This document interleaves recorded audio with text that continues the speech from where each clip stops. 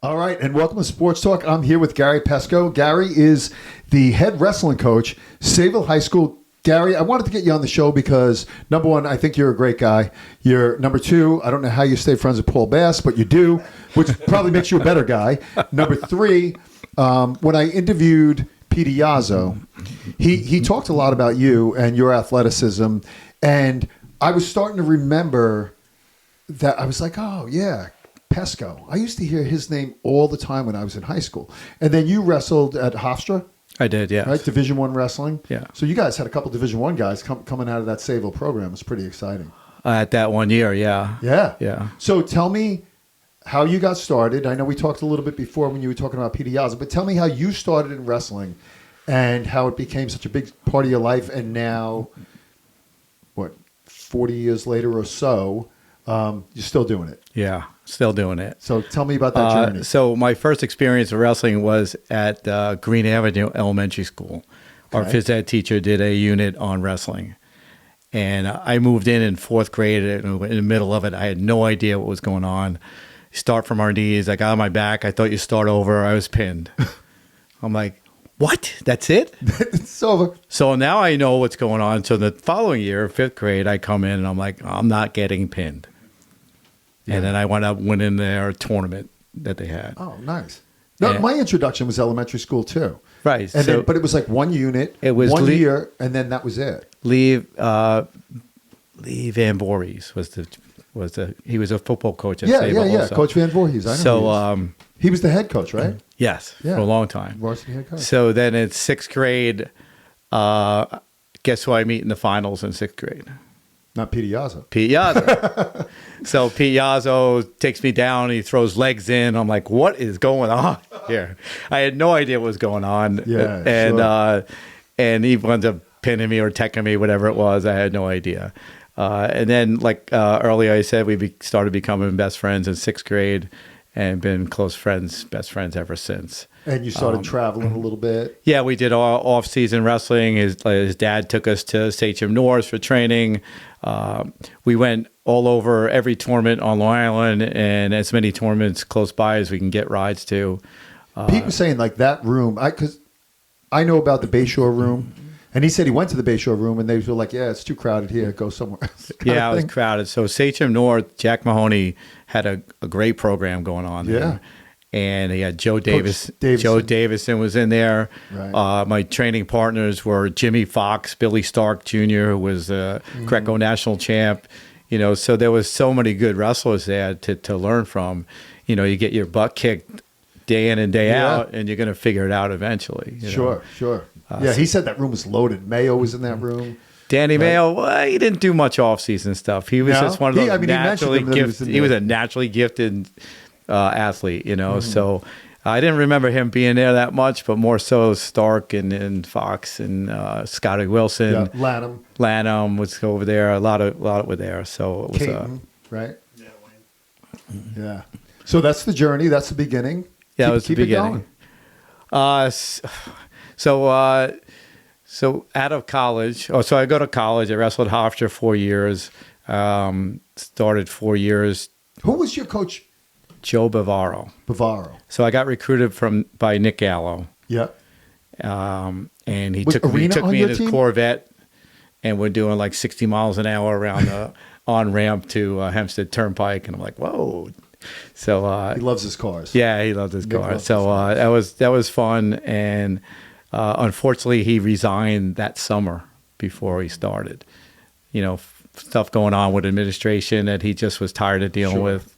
And he decided to leave, and Joe Bavaro came in. He was a bar owner in Long Beach. He was a part-time coach, and he did the best he could, in the 4 years. And in that time, I was two-time All-Conference and captain of the team my senior year. Were you there with Mike and Tony Arena? I was there with both, yeah. I was when I first came in, this is pretty cool. I was an incumbent freshman, and Joe Downey, Pete Capone, Tony Arena, they take me under their wing. I wound up being Joey Downey's roommate. We're corner room next to Pete Capone and Joe and Ted and Pete Capone and Tony Arena. Gotcha. So we became really close. Then when they had a updated the dorms. They had the new dorms came in, so they were super seniors. They had first dibs. Oh, really? So we got in there on a suite. It was 2 bedrooms, a little lounge area, and a bathroom. It was awesome. So that connection was great. I mean, I'm a freshman with these seniors, and we would go in and we would break into the PFC. It wasn't too hard. They pulled the door open, and we would play one-hand touch football against the football players from Crown and Lance fraternity. Yeah. We were Ep Sig fraternity. We go in there and play one-hand touch football like at midnight, 1 in the morning. So that was a lot of fun. That was a great experience. I wrestled against you guys and played football against you guys. Oh, you did? Yeah. I didn't play football until 87 or 86, 87, and 88. Okay. But we wrestled against you guys. We never beat you. Yeah, I think my freshman year was the last year that we wrestled. We wrestled at that time, not LIU, but at that time. Post, right? I'm the year after you. So I graduated college 87. Oh, so I graduated high school in 84. Okay. So yeah, you're 1 year after me. Yeah. So 84, 85, we probably wrestled you guys. Yeah. And we never did too well. Because it's interesting because Bavaro used to be the coach at Post. Yeah. So he Jerry really Goodfellow wanted to win that match. Yeah, it didn't go well. Jerry Goodfellow was my coach. Yeah. Great guy. But they were having trouble, and then Title IX came in, and that was kind of the end of that for a really long time. Okay. Yeah. Pretty cool. So, and then you graduate? Go get a job, engineering job. Did that for a year, left, and went back to the high school to volunteer, help out. I wanted to see, there was a new head coach, took over. My head coach, Bill Fitzgerald, had retired. Right. And he was done. And wanted to go see what was going on. Now, Joe Russo took over, who wound up becoming administrator at Sayville and then superintendent out east, Southampton, I think it was. Eastport. So he took over, did a great job rebuilding the program. Because I remember my last senior year in college, I came home to check out, see what was going on, and it was like, coach didn't have a great practice going on. The kids didn't know what they're doing. So, but did you now become, because of college? I know when I went to college, I learned a lot more and realized what my coach. And by the way, I loved my coach. My coach gave me a whole life. He gave me the opportunity to wrestle in college. My high school coach. So I admired him. I followed his career path. When I got to college, I definitely learned a lot more about how to run a practice, how things should go. Right. Well, Fitzy wrestling knowledge was there, no doubt. Yeah. And then, when Pete Yazzo and I were captains of the team, juniors, and we did all that traveling and other practices. You go to state practices when you go out to nationals to go compete. It's a whole different level, right? So then you start to bring that in. So we started to bring it into our room. Yeah. And that helped raise the level of our team at that time. So I volunteered a year, wrestled with Lee Merigliano. He went becoming a league champ, and I'm just volunteering. And my 7th and 8th grade coach was filling in that year. Okay. And he resigned after that, and the JV position was open. And the Booster Club parents were like, "You have to be the JV coach." I'm like, "I don't know. My work's changed. I was doing contracting work." Were you working locally? I was doing painting, wallpapering with my future father-in-law at the time. Because engineering didn't. No future in that. I didn't really. There was a future in that, but no, I know. Honestly, no money. Not for you. Who wants to be an engineer? I really didn't like everybody. You thought it was driving trains. Everybody wanted to. They look forward to their 9:00 a.m. coffee break, their lunch break, and their 3:00 coffee break. Gotcha. And I liked the parts that I was doing, but I didn't want to sit in a cubicle and do that stuff. I'd rather be out in the field. Yeah. But honestly, it really led me to what I'm supposed to be doing, teaching and coaching. Sure. So then I got the JV job. I did that 5 years. I helped rebuild the program. And then Coach Russo was moving up to administration, so I wasn't allowed to coach. Mm-hmm. The varsity position opened, and I told Dick Sobey, who was the athletic director then, I said, "Sure, I'll take it." Interesting story, though. He wanted Yazzo and I to take over the program Well, Pete was in New York still? when he was in New York, yeah, before Chuck got the job. Okay. And we both really couldn't commit to it. And then it just wound up full circle after that. Now I've been the head coach there for 31 years. So yeah, you've had a hell of a program. it's been a good run. Well, we've had our ups and downs, that's for sure. We've had our ups and downs. Most programs do, but it's been a career. I mean, you're well known out there. You got a whole bunch of kids who had a ton of success. Thank you. You can give yourself a pat on the back for it. It's okay. You do a hell of a job. I don't like to pat myself on the back too much, but I like the results that my kids are getting for sure. No, they do a great job. So let's talk really, like, how do you stay close with Paul Bass? How's that work out? Paul Bass. He's in the room, so it's okay. He is the biggest sandbagger. No lie. When we're first getting to know each other I was telling Jeff this earlier, we'd have our meeting, and then after the meeting, we all go to Bruno's to hang out and have a couple of beverages. Sure. And we're sitting there talking, and like, how you guys going to be this year? And he's like, oh, we're going to suck this year. He goes, take it easy on us, really, because we're really going to be bad. Young kids. And I'm like, this is when I really coaching, my first experience with this. I'm like, okay, we don't have to worry about West Hampton. We know they got a deep team, but we don't have to worry about them because coach told me they're going to be bad this year. He's honest guy. Being naive and stupid, young coach, And then we go wrestle them, and they blow us out. And it was embarrassing. I'm like, that mother. Damn. So he got the reputation of being the sandbagger. A little bit of a sandbagger. Don't listen. Whatever he says, do the opposite. It's the opposite. Yeah. So. My best kid's at 112. That kid sucks. Okay. Yeah. Worry about his kid at 19. That's going to be a problem. Yeah. So we've had our battles throughout the years, and he always likes to remind me of the ones that he won. Yeah. Oh, that's such classic. I'm so glad I did this interview. And then, did you guys travel together? Like, take your kids? We used to take the kids to off-season tournaments all over the East Coast, Jersey, Pennsylvania, Connecticut, and we would meet up. They would meet up at Sayville on their way out from the Hamptons, and they would take their cars. I had a 12-passenger van I bought just to take kids to tournaments. That's a wrestling coach right there. Parked in Yazzo's driveway now. Yeah, now it's parked in Yazzo's driveway, and he takes it. Like Pete. He takes it when his friends were in town. Okay. We were meeting them for like a band playing down by the marina in Bellport, and Janet and I parked the car, and we're walking down, and I go, "Oh, that's my van." I go, "Oh yeah, that's right. Pete's got his friends in town." That's true friendship right there, though. Yeah, so, here's the van. Use it whenever you want. Laura said it smelled. She said she loves that van. Laura said it smelled. We got the van smells. Hold on. Well, wait. I did take kids to camp in it last summer. We went to the Naval Academy for a camp. So yeah, I could see why it smells.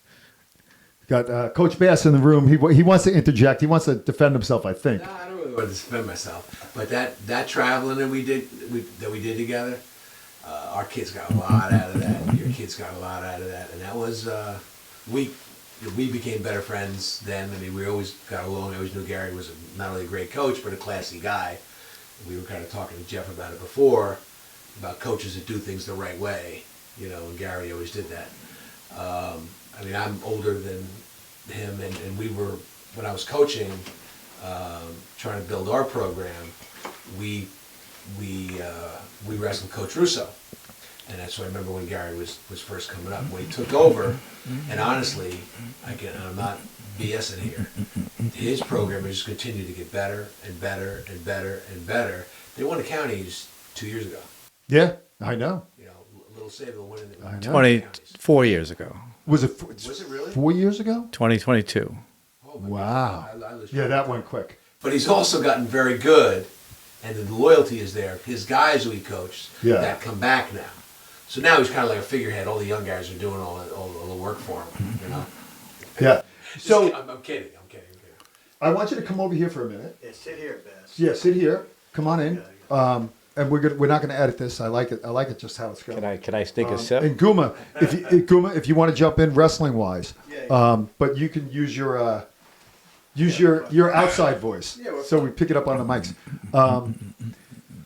So let's talk about now that travel thing, because you know how I feel about it, and I know it's been a bone of contention. Well, you were involved in that. Your sons traveled with us. Of course. But no, I'm talking about like, so you were going to Sachem. So you were going to a club before there were clubs. Technically, Right. it wasn't a club. It was technically But an it's a club. open gym. Yeah. To train Yeah. with or Right. And you were wrestle. training with the best kids. Yeah, on Long around. Island, pretty much. Yeah. So I want you guys to both weigh in on that, about having your kids out there training with the best kids, because it's one of those things where I think that's where the most success is happening right now, is the kid, like with Cam's at KD, and KD's all over the map at the nationals, in the worlds, like everywhere you see KD. How do you want your kids part of that? Do you not want them part of that? What like, no, really. I know what he thinks of it. No, you don't. What he did think. Well, of it. I'm gonna let But him I'll jump let in on him it. say. I'm not going to say anything. I'm gonna let him jump in on it, but I want your answer too, because you guys are two, in my book, Hall of Fame coaches that both did it the right way. Well, I'm not a Hall of Fame And- coach. It should be. You will be. You will be, and I said it here today on Sports Talk. Yeah, 100%. Yeah, I'm not saying that. I don't care about inductee. Like, to me, by the way, my book of Hall of Fame is my book of Hall of Fame. You know what I mean? If somebody recommends you, you'll be there. If nobody recommends you, you might not be there, but you're already there, Gary. Like you've done for kids. Appreciate that. Because not only have you had the success, but you've done great things for kids for a really long time. Yeah. And that's probably what matters most. Absolutely. Yeah. It's all about that. I put myself. I'm going to let you jump in there, brother. I'm sorry. No, I put myself. I made this whole The thing fact up. that I'm in the fact that I'm in there is probably wrong, but the fact that if I'm in there, Nappy's in there, then Gary should be in there. And I can tell you right now, nobody would disagree with that. You know, he's got 300 wins. He's been county champs, and it's year after. I mean, that's how real programs are measured. Is it year after year after year success? Not one time, and then you suck for 5 years, and then one time, then you suck for 5 years. It's every year. You know, when Absolutely. you wrestle a Sayville team, that you know what you're going to get. You know. So let's go back to The clubs. the clubs and stuff. Okay. And because again, like in my eyes, I see it just from my kids. That's all right, because I want you to talk about it. But I know all the things that I did with my boys. I just wanted from when they were little. You know what I really wanted. And Paul and I wrestled together since we were 10 years old, and we only wrestled during the wrestling season, and then in the summer we wrestled each other for hours upon end. And there was no coaches, no one to help us get better. Literally, when we were probably about 14, 15, we both learned legs. I swear to you, and he'll confirm it, we would wrestle at the Greenport campground, and one of us would end up on top with legs in a power half.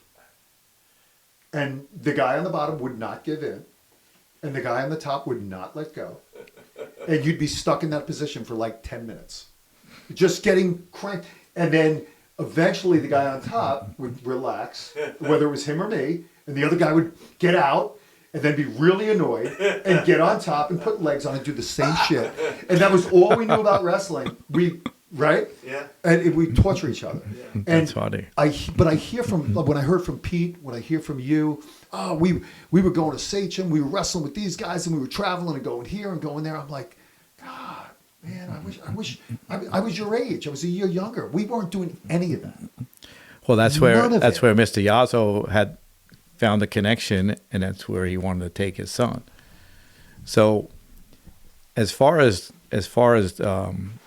these clubs go, I think in the beginning, you know, it was hard to take, but as you evolve as a coach, it's if they can learn from someone else or learn other things, then by all means it's going to make them a better athlete. So I don't care who they learn from, as long as that person is doing the right thing and that they're in it for the right reasons. Sure. So yes, we did. Technically, we're at a club, right? We didn't pay to be there, Right. but it was at a club. So it was at the, you know, from the people that were giving their time, were giving it back. right? Giving back to the sport. So, I mean, that's what I tell my kids. That's my why is I want to give back to the sport to give back what I got of all those years that I was training. So that's what I want to give back. And so these club coaches, yeah, it's a great way to have a business, and they're doing good things with these kids as long as they're doing the right thing and it's for the kids. Yeah, they're getting paid and great. Make money doing it, and these kids are getting better because of it. Right. So as far as that goes, it makes me I don't have to get in my van and drive all over the place anymore. Sure. I can have it. I mean, honestly, I missed the freestyle states. They were this weekend, and last year was the first time I didn't go to freestyle states. So that's 2 years in a row. And the kids don't really need me there. They want a coach there, but they have other club coaches there that are helping them.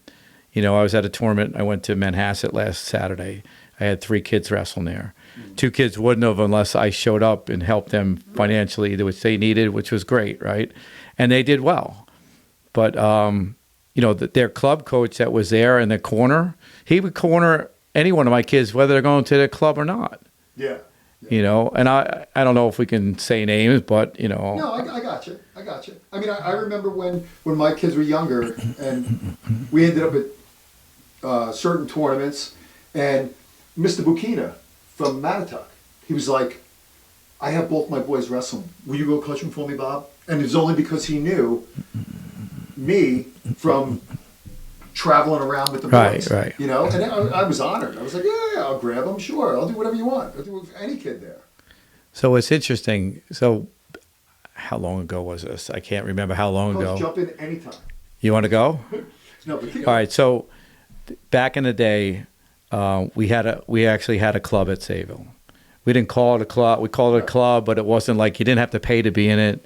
We had some Bayport kids come over, Mount Sinai kids, and a couple other kids from other towns came in. We just wanted other kids to wrestle with our kids, so everyone would get better. And some Center Rich's kids as well came in. And Mike Viciano was involved with taking kids around. He was like really involved with getting kids to tournaments and whatnot.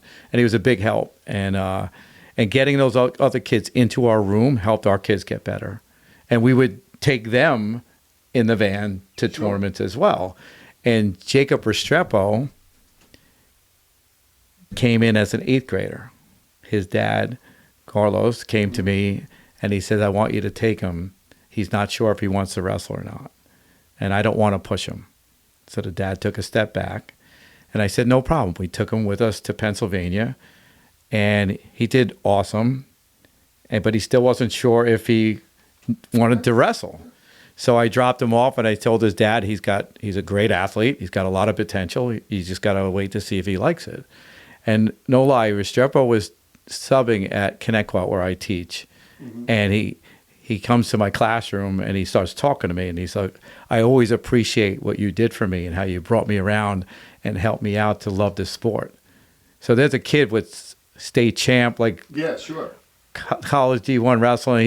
He's a great human being and he's giving back to the sport in his way, right? And you got him, you kept him in the sport.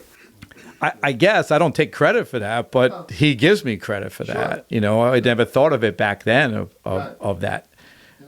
But that's the impact. That's the impact that I think great coaches have. I think a lot of great coaches have no idea the impact that they have.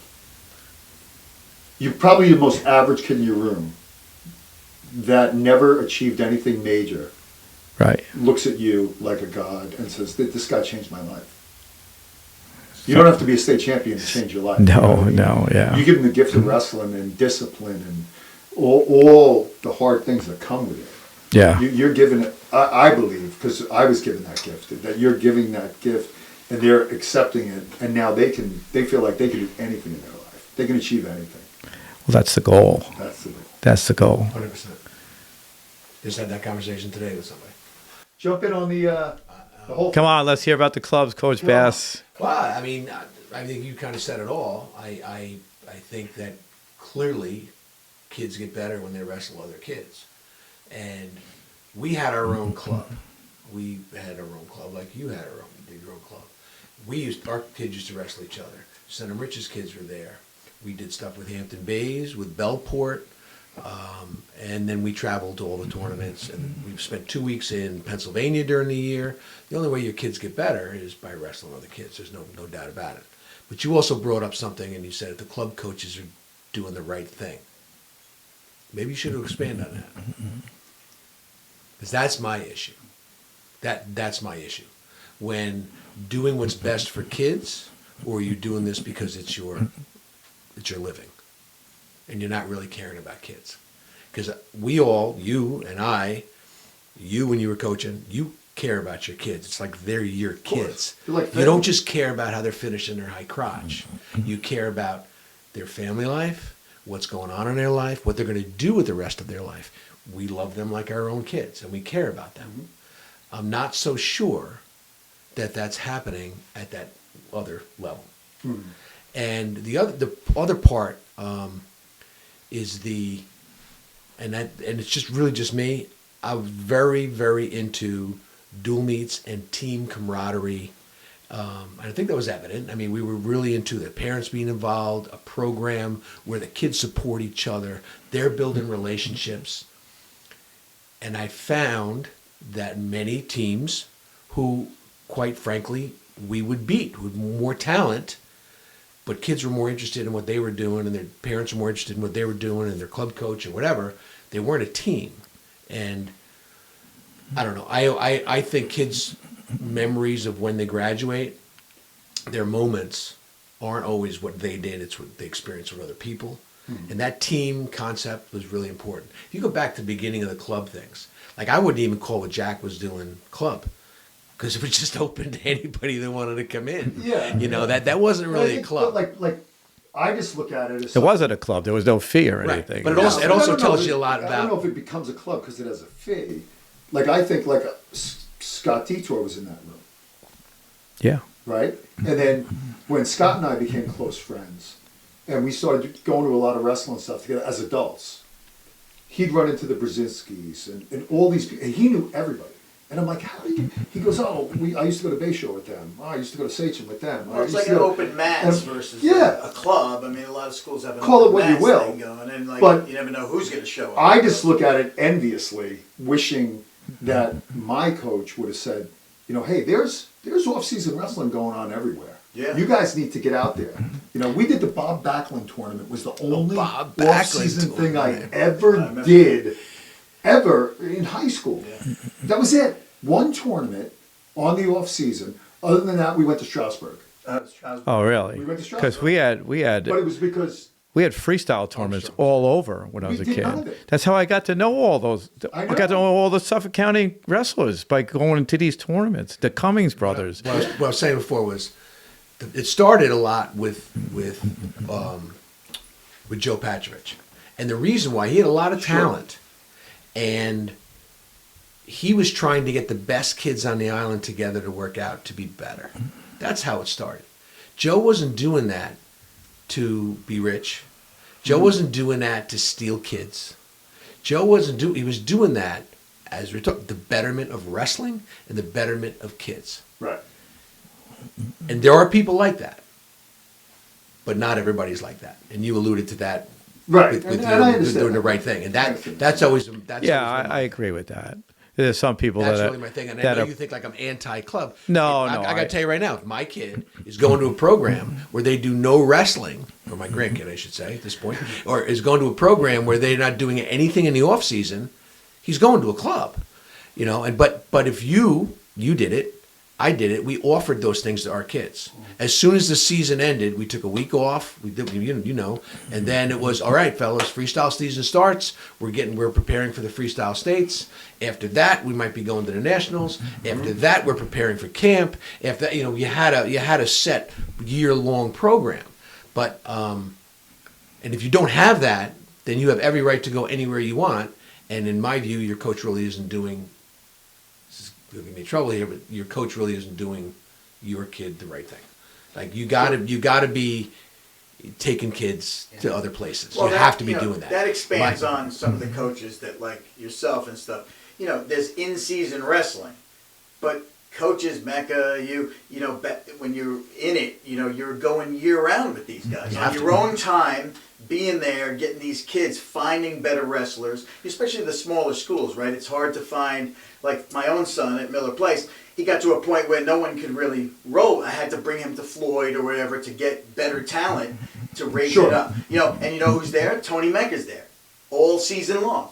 Mid-July, when everybody's at the beach at 5 o'clock, we're showing up at Floyd wrestling while everybody's, you know, having a good time. But Mecca is one of the Peskos and the Basses that like are there year round, not just during wrestling season. You're not elevating these kids during wrestling season. That's when you're tuning stuff up. You're getting better and become a champion outside of that season. And if your coaches are available for that in that program's going to elevate. If they're not, then you're just going to be a mediocre program, in my opinion. You know. I also feel, and this is, and I don't know how this is going to be received, but I feel your role as a coach is to show the kids. If you want kids to work hard, and you're gonna, and I busted kids' balls. We went hard. You know, we expected a lot out of kids. Then you got to be able to tell the kids, I'm willing to work harder than you are. Right. Like, what kind of a message does it send when you say, you know, you better do this, you better do that, and you better do that. But hey, it's off season. I'm gonna go fishing, and I'm gonna. You know, it's not my time, or whatever. Yeah, you know what I mean. And I know that's just me because I'm an idiot. Because I'm an idiot. But I had to be the first one to practice. Yes, you're an idiot, but no, it's not you. No, I'm kidding. I had to be the first. You know, I love you. First one to practice, last one to leave. I want to outwork everybody so they see. Yeah, I'm asking a lot of you. I'm asking you to be here on Christmas Eve and New Year's Day and Thanksgiving Day, but I'm going to do it myself. And then if you want to be a role model, which is what we're trying to do, is, you know, we're wrestling coaches, but we're teachers first. You know, and that's different. People compare that with like college stuff. It's a whole different ball game. That's a whole different ball game. You're taking 14, 15, 16, 17-year-old kids, coaching them through really life. Is much more important than what you're doing in college or, you know. Well, listen, college is a business entity. Yes. You know, and you're getting hired and fired on wins and losses and national champions. You're not getting, you know, as a high school coach, to me, as a former coach and athletic director, I would go into my coaches' meetings and I said to my coaches, and this was quite the opposite, by the way, of an athletic director that I worked for. He would go into meetings and says, I don't give a shit. I want banners on those walls. And I was exactly the opposite. I said, I don't care one iota about banners. Kids. I care about kids. If you get kids out, you'll get banners. They'll come. 100%. We're about kids. We're about being Pied Pipers. Kids, if Jeff Johnson is coaching golf, their kids want to go play golf. If Jeff Johnson says, you know what, I'm going to coach tennis next year. And all of a sudden you got 40 kids going out for tennis. You go, that guy's a good coach. No kidding. That guy's good for kids. There you go. Well, like to me, that's that. The proof is in the pudding right there. And then adding okay, Gary, the kids love you. Is your wife willing to give up the spring because you're going to be traveling? Hey, listen, I signed up for this, and I let her know I signed up for it. You know? And it's a big deal. And they do. They jump on board. Yes. As long as they know. This kind of weaves into the whole travel or whatever. Travel sports and clubs. Club wrestling is so Pete invites Alec, my wife, and I, with Satchel, our little premature baby, to this support barbecue thing where these other parents who had preemies are. So we drive up there, up Nichols Road, and he says, yeah, this couple also had a premature baby and blah, blah, they're going through this and that. And it was Teddy DiPasquale. Yeah. Ted, and I think he was a Razor guy, right? Yeah. Right, he was a Hofstra teammate of mine. Yeah, it's Hofstra. So, yeah. He started Razor, right? Did he start the Razor Club? He did, yeah. Him and Mike Patchovich. Yeah. So for a couple of years, we would go to this barbecue where it was cool. And they hosted at their house, which was awesome. And I met him. And, Yeah, Teddy's a good guy. Another guy that wears hearing aids. Yes, he does. Ted Pasquale. Yeah. Another guy who wears What? Hearing aids. Oh yeah, he did. He had it before I had him. I told you you didn't hear him. I told you you didn't hear him. Thanks for the sign language, Tony. Turn yours up, Gary. Now Gary's drinking right now. I'm right there. Camera. You know, what are we doing here? There are also, to Role model. take it a little further, there are also, and then you have club coaches who become high school coaches who are more interested in their club, what's going on. They'll leave a high school practice because they're making money off their club. And we all know we didn't make a lot of money coaching in high school, you know. That kind of stuff is rubbing you wrong. And that's why you think I'm like dead against it. I'm not dead against clubs because they're needed for those kids who have coaches who don't do off-season stuff. They have to have someplace to But go. let me ask you this. I've always heard the expression, if you do what you love, you'll never work a minute in your life, right?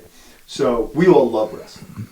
So if the 4 or 5 of us that are wrestlers in here, if we started a club and we were like, yeah, let's make $1 million, like not like ripping kids, like let's make the greatest wrestling club because we love wrestling. Like you'll never work a day in your life. Like you're earning your living. Like Paul earned his living singing. He wanted to never work a day in his life. He wanted to sing. And if that meant working 16, 20, 30 hours in a 24-hour day, recording and doing, but he wasn't working. He was doing what he loved. So is there something to be said for that? Well, I was going to say before about the work ethic that you were talking about. That's what, to me, great coaches and the work ethic that you learn from those guys inform the rest of your life and how you're going to apply kind of discipline to those things. Wrestling has been everything to me. And I wasn't a county champ. I had a great career, but, I just learned so much Another from wrestling. captain. I was captain of my team. I had great coaches, Dan Guido and Frank Massaro, great guys, and you looked up to those guys. They were the coolest guys around. They were great coaches, but I always look at those years as like kind of training me for life. 100%. Well, that's what wrestling is. Yeah. So on that making money thing, like as wrestling coaches, we make nothing, right? If you count the hours that we work, we probably make $1 an hour, right? Yeah, Of course. So in a good week. for me, it's never about the money. Right. It's never been about the money. It's always been about, like you said, giving to the kids, like giving them all the things that we got from wrestling, the discipline, the work ethic, all those great qualities that make you a better human being. Yeah. That's what we do it for. Yeah. But would there be something wrong with you There's nothing wrong with someone making money off. saying I'm gonna make this a good business for myself, like make a Look, living, feed my family, and all I do is wrestling 24/7. Like I'd love to do, like I enjoy doing the podcast. I don't make a dime. I wouldn't mind making a ton of money. I'm just going back on my personal experience from all those years of doing the traveling with Coach Bass and you and everybody else that we'd go to tournaments, freestyle states. Sure. I got on staff to Fargo 2 years. I was like, because I love doing it, right? Wasn't getting paid for that stuff. But now that I'm older and it's, my body doesn't move as well as it used to. So it's harder to show technique, and I don't wrestle with the kids because I don't want to get hurt, right? Absolutely. So now that there's younger generation and if they can take my kids and make them better and then give them back to me for the season so I can prepare them for their goals that they set, then that takes a lot less from me and a lot more enjoyable to step back. Like not going to freestyle states, I had the room almost booked. I swear to God, I had the boom about to say book it, and I'm like, I'm not even sure. Let me check the schedule. This whole schedule's different. The kids, I had only 2 kids up there, and the schedule was they weighed in Saturday and wrestled Sunday. I'm like, whoa, it's only a 1-day event, but it's 5.5 hours away. Yeah, sure. And then I got, then you got so much shit to do at home, and life gets in so it was hard not to go. But it's the second year in a row I didn't go, and now maybe I don't have to go. Yeah, maybe I don't have to go anymore. They got their club coaches in their corner. Right. Right? Yeah. But let's face it, you need, money frees you up to do, I mean, at some point, somebody, that Sure. free time needs to be funded. Hotels, gas, I mean, so if there is a resource to kind of bring some money in or whatever, I mean, but how many coaches, all of us, how much have we dipped into our pocket to give back to? I mean, that's just Well, incredible. I think That's that's a- part of it too. That's the stress on your family. Yeah, of course. That you hope, your significant other is not saying, "Hey, enough's enough here." Like the bank account is not endless. Oh, yeah, And yeah. I know it's for kids and it's a good thing, but we'd all agree. Like, there's those moments where the other side says, Well, did you see that? That was one of the few times my wife pushed back, was in the very beginning, and because we weren't making any money. I mean, I was a young teacher, so I wasn't making any money, and that's why we developed the club. So when we would travel, the club paid for buses, they paid for hotels, because my wife is like a business person, so she would lay it all out for me. This is what you got paid last year for coaching. This is what you spent last year in coaching. You're losing money coaching. I don't mind breaking even. I don't care if you don't make anything. But we're losing money. right, Yeah. And so that's why we put our club together and we did fundraising. And our club was fantastic. We had some of these moms were fantastic treasurers. And they kept track of every dollar. We never spent a dime on anything that wasn't for kids. They paid for the bus to camp. You remember, you were involved in this. And absolutely.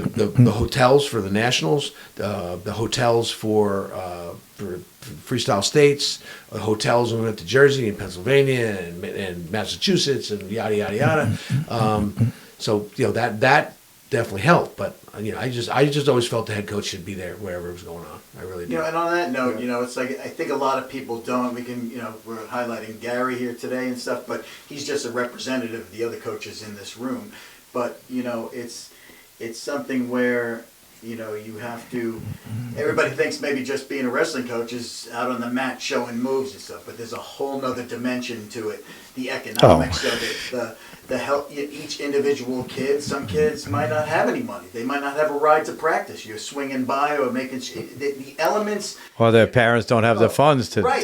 So expand a little bit. I mean, coaching is not just showing moves. Being someone like yourself.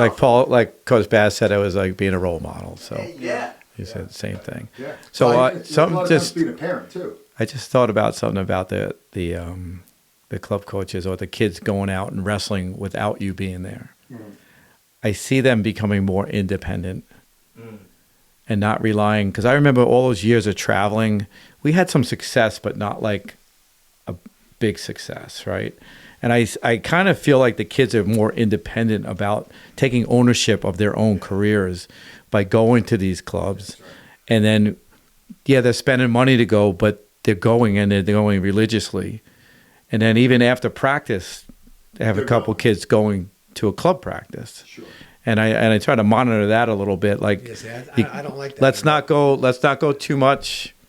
I know Lessinger, when he was wrestling, he would go to privates and he would go after practice, like gearing up for the States.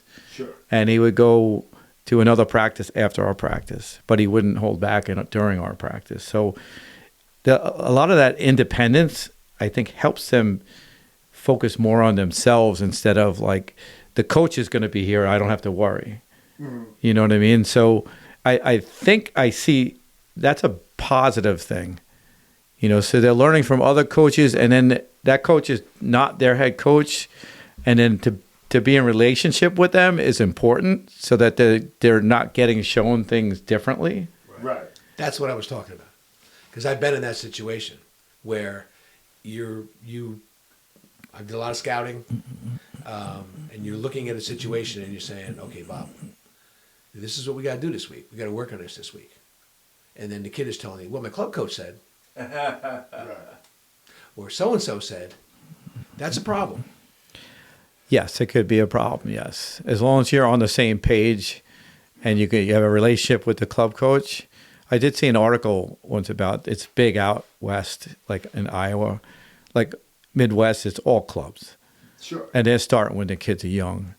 And Dan Gable was talking about how the head coaches need to be in relationship with the club coaches so that there's no confusion of what this or how things should be done. So as long as everyone's on the same page, it's going to help kids. We But went. that's yeah. all. I mean, I'm Yeah, sorry. it's all right. But that is not always the case. It was really my point, and I'm very leery. Well, I mean, in real world, in real life, it's not going to work that way. But in fantasy world, everyone will be doing the right thing, right? And so you find the right place for your kids to make sure that they're right clubs, I guess. Yeah. We were starving for wrestling, so there weren't a lot of clubs that as Bob said, That we so were aware of. we went to There weren't that Strasbourg. many. We were dying to go to Strasbourg. We were so excited to go there, and we learned so many different things. It was kind of like a whole different world of wrestling opened up to us. But to that point, I don't necessarily know if it was a bad thing, because we were learning things, like crazy things that they were showing us, that we went back and kind of showed our coaches, and it was almost like, if it works for you, there were techniques. I remember the fireman's carry. I made it more economical, movement wise, and it was The just Syracuse sit. the Syracuse sit and everything like that. But I just remember going back and so excited that I was bringing stuff back that Right. our coaches weren't. Not that they were. It was just different guys coming from all over the country, coming in different techniques and stuff like that. So I don't know. I had such a great experience, but we were starving for that. Oh yeah. And it was like, Yeah. When we found Strasbourg, I remember Well, just. you saw yeah. the difference of kids that went to camp, the level, and the kids Oh. that didn't go to camp. I Sure. mean, you could see the results early on. I mean, we're all of the Strasbourg days. I Leg mean, Armstrong wrestling stuff. wasn't a thing, But you know what I mean? When in high school, like that came in halfway through, Yeah. and I remember Right. getting my butt kicked by a guy that threw in the legs, and like you said, you're on the mat, and I went back to the room, the locker room, crying because I was in so much pain. He stretched me out, man, and I was like, what the. To that guy, just What just fucking happened? do to me, and I was determined to learn the legs, but yeah. Love legs, man. Love legs. We love legs. I love fans of Gary Mr. knows that. We love legs. I love the legs. Yeah. Well, you think about how pioneering that was back in the day, because like this Strasbourg thing kind of, I mean, Yeah. that was the infancy of year-round, like doing something outside of season, and who knows how certainly in the wrestling world, but other sports that would move on to summer and outside of season. Everything was all contained. And to let a me season. let me ask you this, Gary, on a different topic in wrestling, since we're having a great wrestling conversation. Paul and I have talked about the fact that we felt like we were pretty good coaches for a while, and now with the funk and with the way kids wrestle and the sport, and let me preface it by saying this: when I wrestled in college, right after college, I started teaching, and I said, I might not have been the greatest wrestler. Maybe I wasn't stronger than my opponent, but I knew every wrestling move. So I thought. I didn't know all the stuff that Yazoo knew, right? But I thought I knew everything. Like, wait, what more is there? There's only, half and bar arms. And what else are you going to do on top? Like, put legs in, crab ride. There was maybe 10 or 15 things possible that you could do on top. What now? Like, what do you do now? How do you teach kids when there's like and they do the wrong thing and it's the right thing? The wrong thing is now the right thing. Not sprawling. I think 30 years ago. Yeah. Now. Rolling to your back in certain positions. Like, rolling over the top, grabbing a foot and flipping to your back. I mean, talk to me you're about talking that. about 10 years ago when it was like kid couldn't even score on the college level and then the scramble would just kill the whole match. Yeah. And that the change of the rules was an awesome change. With the exposure. If you hold them past 90 yeah. for 3 seconds, you're going to get the takedown. Right. So that kind of eliminated that whole scramble thing. That was killing the sport. Right. Because, they made a lot of... Right. Nobody was scoring. No. Right. And they changed it. They changed the whole format with now 3-point. They want more points scored. People want to see they want action. Yeah, People want like to see football. action. Did the same thing. And it's really helped the sport evolve tremendously. But the moves... Like, how do you... There's so much more involved with the scrambling and the positioning. I mean, if wrestling's not about the moves, it's about your position. Well, Gary, can Right. I jump in? Right. Let me just jump in because I see it. You know, my boys and me. I do the youth at Miller Place, and we have a young staff. You know what I mean? Because it's new, and I'm like you and Old. you guys old school, and I get frustrated because no one sprawls, no one's concentrating on finishing. Talk a little bit. Hold on. Talk a little bit about being one of the few old school coaches that are still out there doing it. You know, you, Mecca, and stuff, and you know, Bass. Well, there's always the basics. I mean, basics is what wins matches. Right, I agree. Big matches, right? Yeah, yeah. The funk and the fancy big moves. Yeah, you can get it on somebody who's not as good as you, but when it comes down to it, you really have to stay in position. Yeah. Right. It's all about position. It's not Right. about the moves. But The see, moves those don't. The moves are not going to work if you're not in position. Because even the funk depends on your position. 100%. Right. You know, it's not just reach over. I just the other can't teach ankle. the funk. Yeah, you know. But listen, back now, like Sayville, you're the head guy. Do you feel you're a very, you know, old schoolish basis? But you have to evolve a little bit No, you too, do right? too. Yeah. Right. So this is also with kids now leaving your room and going to camps where maybe younger guys, they're learning other stuff. How do you balance that with your traditional, you know, wrestling kind of stuff with the new stuff that comes in? It definitely, practice has changed a bit. You know, you show the technique, and my assistant coach is spot on. You have younger assistants. Yeah, Chris Diorio, his technique is Yeah. pretty much how I would He's got show it. 13 assistants. That's what. And I don't have 16 assistants. Every kid's got a personal assistant. They don't have to go to a club. Shadow. So it's nice that my body doesn't have to get abused. Yes. And the kids will respond to a younger adult Absolutely. anyway. You know, I'm just the old granddad that's in the room, and they respect me and they listen, and they're not going to mess with me. They mess with me for fun reasons, but they're all great kids, and they really appreciate what I give them, which makes me feel good. So I'm still worth something, you know.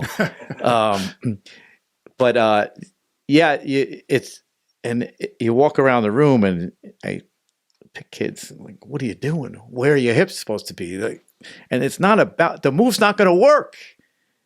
You know, you can show the technique and do all this funk stuff, but if your head's on the mat, Right. you're not going to win anyway. So Correct. So it's a whole different animal these days. You know, I have to evolve Who is how I get old and what I can do, right? Yeah, that was hard for me, but I really enjoyed it when I had the young coaches at the end.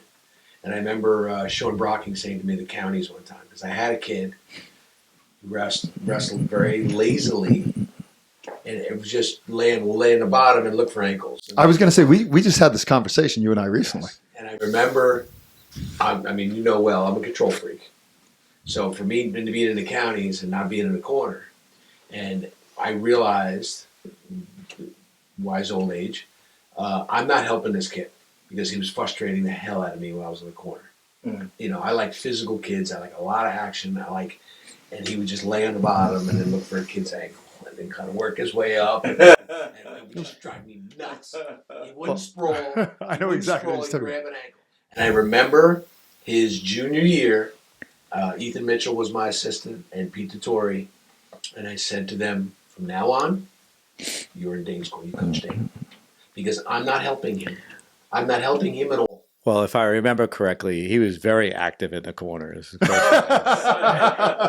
you see some videotapes of Coach Bass, I got he some was great doing moves pictures. behind the chair, under the chair. Yeah. This kid who was a funker, and he's very good at it, and it was all about position, like you said. But I remember in the counties, I started off the counties, and I was like, I'm not going to be like, Coach, you got to be in the corner in the counties, you know. And I'm like, no, you two go in the corner because I'm not helping him. He frustrates me, and then you know me, I have my temper, and then I'm not helping him when I'm yelling at him anymore. So you guys handle that. And that was a big big thing for me. It was probably the change in style. You know, like that was when it was happening.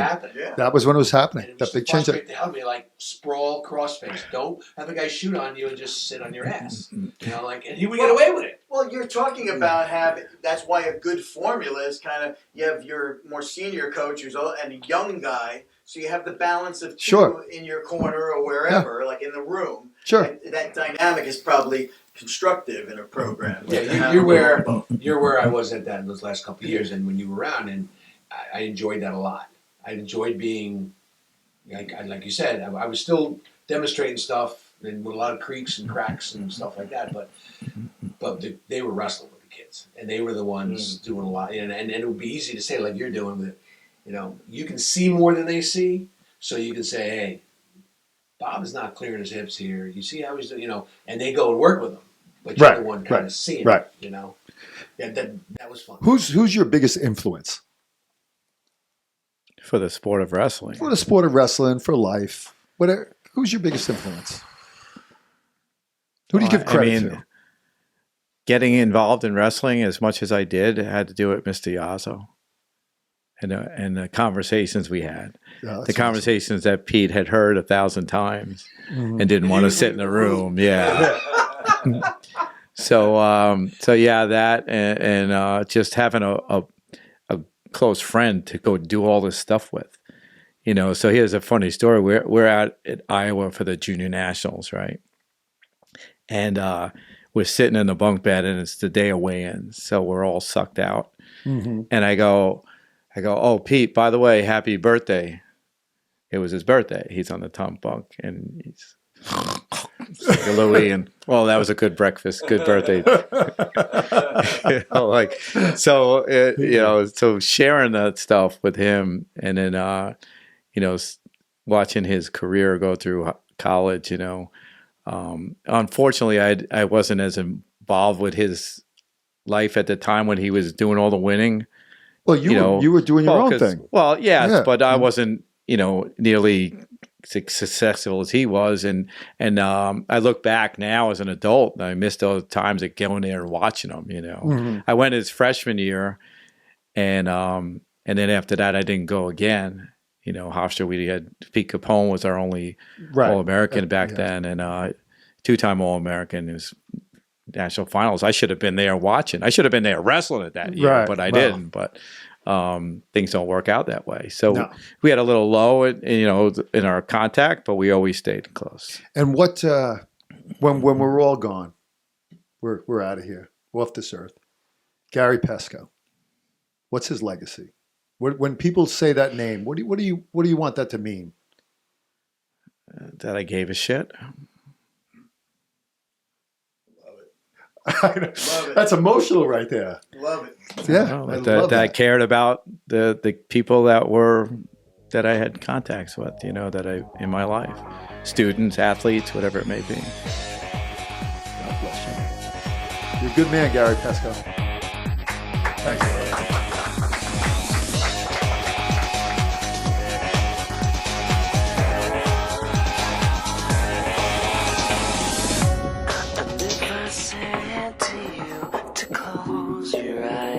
Hide the sky.